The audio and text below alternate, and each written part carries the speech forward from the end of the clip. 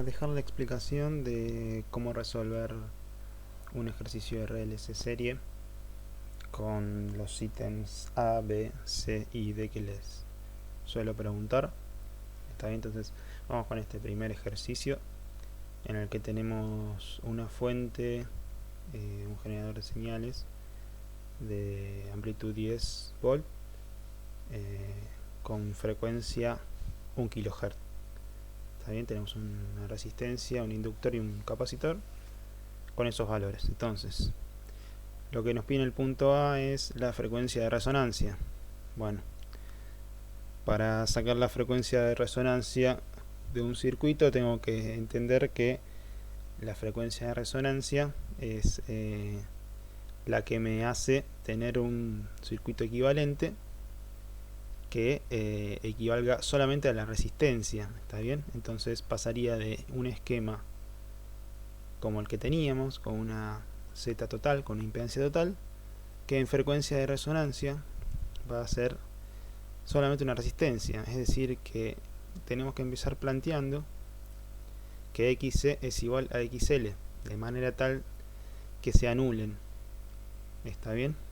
Planteando XC igual a XL, vamos a poder ir despejando la ecuación y finalmente llegamos a que la frecuencia de resonancia omega 0 de un circuito RLC serie es igual a 1 sobre la raíz cuadrada de L por C. Es decir, que la frecuencia de resonancia depende de los valores de L y C. ¿Ok? Depende del inductor y del capacitor. ¿Está bien? En este caso, para los valores que nos daban, hacemos la cuenta y la frecuencia de resonancia nos da 1000 radianes sobre segundo, 10.000 radianes sobre segundos. ¿Está bien? Pasamos al punto B. En el punto B nos piden la reactancia capacitiva XC, la reactancia inductiva XL y la impedancia total. Está bien, la Z total. Vamos con XC y XL. Tiene que ser un repaso esto del año pasado. XC se calcula como 1 sobre omega por C. El omega, que lo sacaba de la expresión del generador de señales del principio, es 2pi por 1000. Y bueno, el valor de C era 1 microfarad, entonces XC nos da 159,15 ohms. El XL se calcula como omega por L, ¿ok? De vuelta el valor de la frecuencia angular es 2pi por frecuencia, o sea 2pi por 1000. Acuérdense que es el término que acompaña al tiempo, a t de tiempo en la expresión del coseno, la señal senoidal. Entonces, por los 10 milihenry que valía el inductor, nos da una reactancia inductiva XL de 62,83 ohms. ¿Okay? Con estos valores, como dice acá abajo, ya podemos calcular el diagrama fasorial, del cual vamos a deducir el valor de Z total. Entonces, vamos por el diagrama. Aquí está el diagrama ya realizado. Fíjense que la R va en el eje horizontal, que es el eje real. La XL, que tenía un valor menor al de XC, va en sentido, digamos, en 90 grados. Y la XC en sentido menos 90 grados. Está bien. Cuando yo quiero sacar la Z total, tengo que hacer la resta de XL menos XC en valor absoluto, por así decirlo, para poder obtenerlo tanto en el caso de que XC sea mayor que XL, como en este, o al revés. Y tengo que hacer el método gráfico para sacar la Z total. ¿Está bien? La Z total tiene módulo, tiene fase. Está bien, y también puede tener parte real y parte imaginaria. Es lo que vamos a ver ahora. Dice que puede estar expresado de dos formas. Forma binómica es la que se expresa con parte real y parte imaginaria. Y la forma polar es la que nos indica módulo y fase. ¿Está bien? Entonces vamos a calcular ambas. Vamos a plantear primero en binómica. En binómica tenemos una parte real, que es la resistencia, y una parte imaginaria, que está compuesta por la resta de esos dos valores, de las dos reactancias. Entonces los valores ya los tenemos calculados, entonces solamente es meter los números y nos termina dando una impedancia total de 100 menos J 96,32 ohms. ¿Está bien? Eso en cuanto a la forma binómica. Vamos a ver ahora la forma polar, que nos dice que la impedancia total se calcula con un módulo, que es el módulo de Z total, y con una fase que hemos marcado como phi z. ¿Está bien? Entonces primero calculamos el módulo. El módulo es el que sacamos del diagrama fasorial, que lo vuelvo a representar ahí en el primer gráfico. Y en el segundo gráfico vamos a hacer referencia a un triángulo que tiene dos catetos y una hipotenusa, y vamos a darnos cuenta que son similares las ecuaciones. ¿Está bien? Estoy planteando un triángulo en definitiva. Entonces vamos a quedarnos con la ecuación de Z total, que nos da lo siguiente. ¿Okay? Entonces el módulo de Z total es la raíz cuadrada de la resistencia al cuadrado más la parte reactiva, la resta de la parte reactiva al cuadrado. ¿Okay? Entonces, haciendo los cálculos, me termina dando que el módulo de la Z total es 138,84 ohms. Entonces ahora me queda definir el ángulo, digamos, el ángulo que está ahí sombreado, phi z. De vuelta hacemos referencia a un triángulo en el que tengo dos catetos, una hipotenusa y un ángulo en cuestión.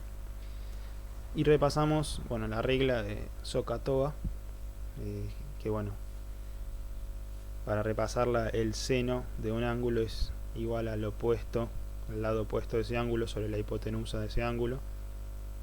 El coseno es el lado adyacente sobre la hipotenusa de ese ángulo, y la tangente es el lado opuesto sobre el lado adyacente del ángulo en cuestión.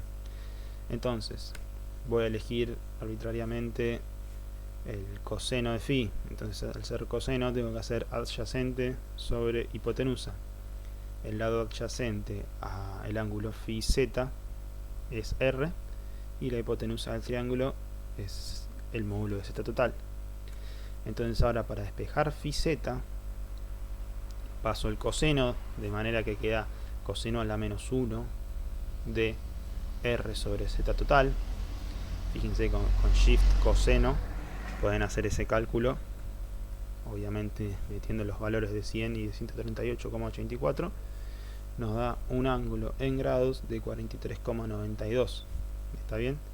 Un detalle a tener en cuenta es que este ángulo es negativo.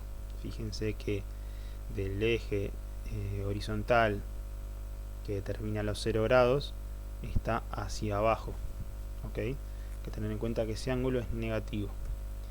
Entonces finalmente queda expresado en forma polar que la Z total se puede expresar como 138,84, que sería el módulo, por E a la menos, recuerden poner el menos porque el ángulo, como dijimos recién, es negativo, a la menos J por 43,92 grados.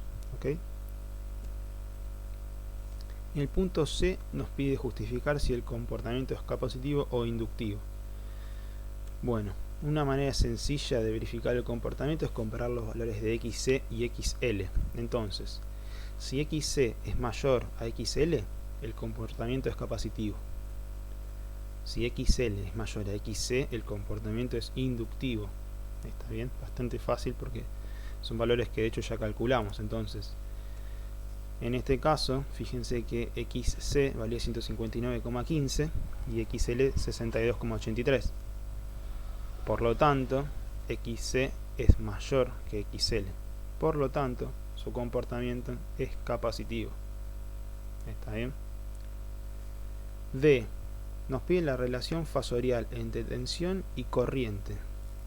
Bueno, para empezar a deducir esto, vamos a tener que ayudarnos con una regla que yo uso bastante, que es partir desde la palabra civil. Si analizo las tres primeras letras, me dice que si el circuito es capacitivo, la corriente adelanta respecto a la tensión. Ok, si analizo las últimas tres letras, me dice que la tensión adelanta con respecto a la corriente en caso de ser inductivo. Ok, esto fíjense que es una ayuda, una regla mnemotécnica bastante buena, en la que yo, si ya definí si es capacitivo o si es inductivo, que también es muy fácil de definir, ya puedo saber si adelanta la corriente respecto a la tensión o la tensión respecto a la corriente. ¿Está bien? Entonces, gráficamente esto también se puede definir. ¿Por qué? Porque siempre tengo que asociar que la corriente está en fase con la resistencia. Entonces puedo partir del diagrama fasorial y reemplazar donde tenía la resistencia tengo la corriente, y donde tenía la impedancia total tengo la tensión. ¿Está bien? Entonces, como los fasores están girando en el sentido que dice la flecha de la frecuencia, me doy cuenta viendo el gráfico que la corriente llega primero, es decir, la corriente adelanta respecto de la tensión. Y fíjense que si vamos a la regla mnemotécnica, tenemos que agarrar la parte de arriba, digamos, porque el circuito es capacitivo. Entonces fíjense que cumple, porque dice que la corriente adelanta con respecto a la tensión, y en el gráfico obviamente también cumple. La nota final es que hay que acordarse de reemplazar I en R en el diagrama fasorial y la tensión en la Z total. Bueno, es todo por ahora. Hasta luego.